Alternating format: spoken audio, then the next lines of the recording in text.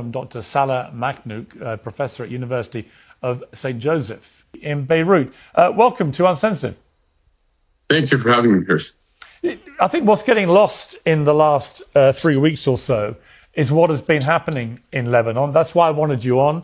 A mutual friend sent me a clip of you talking very passionately about what has been going on in the Lebanon. For those who've not been following it as closely as they're following what's happening in Iran, just summarize what is going on. Pirs, first, I'm incredibly grateful to be here, and I'm thankful for you for allowing a voice of the Lebanese people who for 57 straight years have been reduced to footnotes in a variety of regional conflict, ideological conflict, more recently Gaza and Iran, where we are treated, all 5 million of us, either as data by people counting the number of casualties, or simply as a natural consequence or extension of some ideological war. First, it was the Palestinians in the 60s, and then it was the Egyptians, and then it was the Syrians, and then it was Hezbollah, and now it's the IRGC and its proxy. You know, Pirs, since 1969, one delusional militia after the other has drawn Lebanon to war against the will of its own people. I am 42 now. This is the 6th war in my lifetime. So what I want to say, using your platform, is that we are officially and irrevocably done as Lebanese people of our land being used for proxy wars. And when I say we, I speak not only in my name, but in the name of millions of Lebanese, an absolutely astounding majority of which refuse to be part of this conflict. Now, some of your viewers might not know that from simply navigating X the entire day and listening to Ideologue, but I brought to you today a poll conducted by Gallup, one of the most respectable U.S. institutions conducting polls in Lebanon. And what does the poll say? The poll say, when they ask, do you believe that the Lebanese army should be the only group that bears weapons and not the militias? 79% of Lebanese said yes. Only 19% of Lebanese said no. The poll asks again, in your opinion, do you favor Lebanon supporting Palestine in each of the following ways or not? When asked about engaging in military conflict with Israel in the service of other causes, 86% of Lebanese said no. Only 10% said yes. So our message today is very clear to the world. This is not our war. This is not a war of the Lebanese people against Israel. This is not a war between Lebanon and Israel, between the government of Lebanon and Israel. This is a proxy war fought by the IRGC and its proxy, Hezbollah in Lebanon, and the Israeli government. And we are simply, all 5 million of us, just pawns and hostages in for the millionth time in this regional equation. And we hear constantly, Pirs, from people in the West, living comfortably in their living rooms, lectures in morality about resistance and about aggression. You know, when Hezbollah launched these rockets against Israel on March 2nd, you know what they got from the Iranians? They got a thank you from Mustafa Khamenei himself. He thanked them in a letter for entering a war, and I quote, in defense of Iran, despite local obstacles being the Lebanese people. You know what we Lebanese people got? Not just bombs, 1 million displaced, over 1,000 dead, mayhem all over the country, billions of dollars in losses.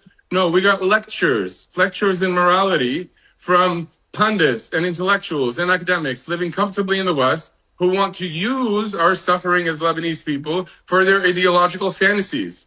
And I want to say today that I want these people to leave us alone, to find other venues where they can express their ideological fantasy, because this conflict is not about their problem in America with Donald Trump. It's not about their views in Gaza, some of which might be right. It's not about the reductive worldview of good and bad. And it's not about some idea that they want to change the world through using Lebanese lives. These ideologues, woke leftists, want to use our suffering for their ideological fantasies, because these people, Pirs, are the objective and reasonable allies of the worst elements of Israeli society, the worst elements of the Israeli right. You remember very well, since 1993, when Hamas was bombing the buses, and an extreme lunatic fanatic from the Israeli society killed Ishaq Rabin. Since then, these two powers of ideological woke left, Hezbollah, and the extreme right-wing elements in Israel have been fighting it out at the expense of people in this region, and especially in Lebanon, where it is the will of the Lebanese people and the Lebanese government to put an end to this war. We want these people, as well as the militias, as well as the IRGC, to all leave us alone, to let us live in peace and prosperity. I mean, incredibly powerful and eloquent statement there. In the context of what you said, do you think there is a justification for what Israel and the United States are now doing in Iran? Do you believe that Iran has basically been propping up Hezbollah, the Houthis, Hamas for decades, and that until that gets dealt with, there can never be proper peace in the region? Part of what we stand for as Lebanese peers today is to make sure that these regional conflicts, no matter their righteousness or lack thereof, are not extended into Lebanon at the expense of the Lebanese people. Now, if you ask me as an analyst and as a Lebanese, we've seen nothing from the IRGC except assassinations, bombings, radicalization of society, increasing sectarianism, and never-ending wars. So yes, if you ask me, would I like to see the Iranian regime fall down? Would this solve the problems of Lebanon? I would say absolutely yes. But my main concern is not supporting or not supporting the war of Israel and the United States against Iran. My main concern is Lebanon and what is said in particular, Pirs, if you allow me, by Western pundits about Lebanon. I've seen a lot of pundits, some of which were guests on your show, all the way from the Confederate of America, 7,000 miles away from here.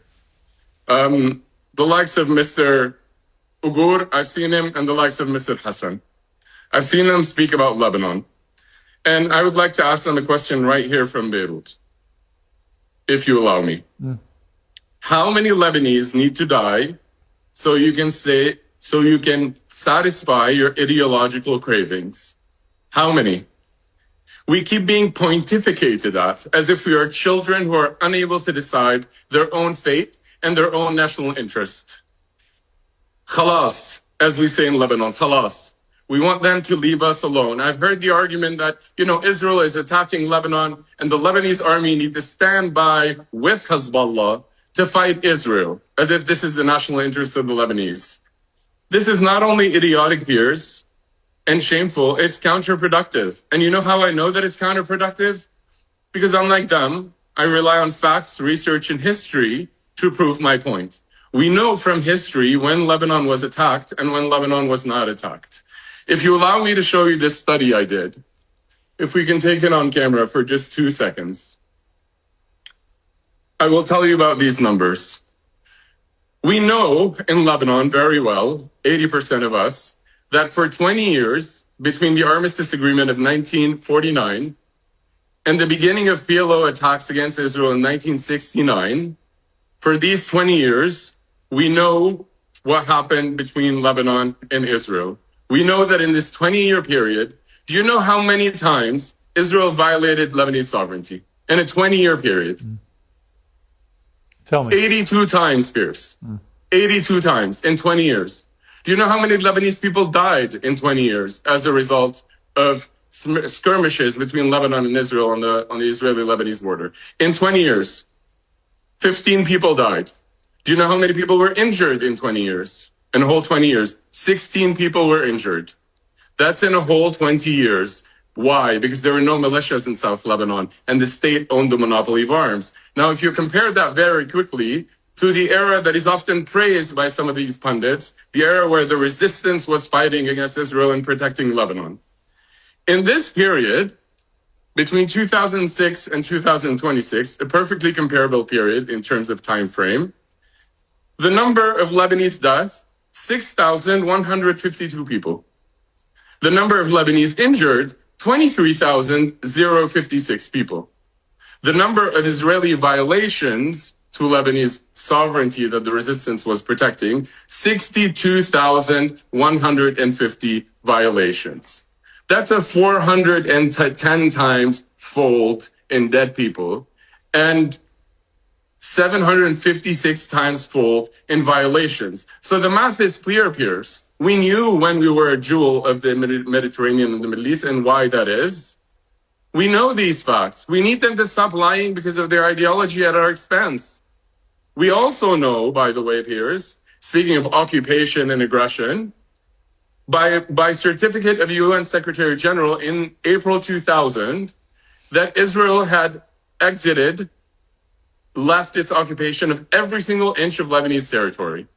Today, because of the wars of liberation for Gaza and for Iran, about 25% of our territory is not occupied.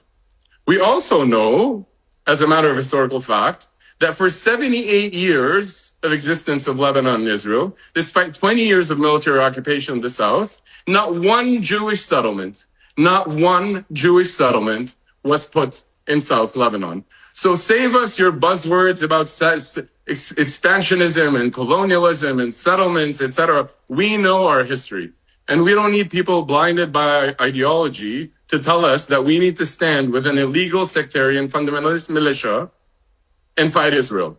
We don't need to do that. We need to stand with our army to establish Lebanese sovereignty, after which Israel would not be able or willing to attack Lebanon and thousands of people would not die. Salah El-Maknouk, I really appreciate you coming on Uncensored. We've run out of time. I could have talked to you for a lot longer. Please come back again, because I think... Thank you for giving me the opportunity I think you're to speak as a Lebanese. I appreciate very powerful and very eloquent, and I can feel your passion. And I can tell you've gone back in history and you've thought about this very carefully. Thank you very much. I appreciate you coming on. Thank you very much.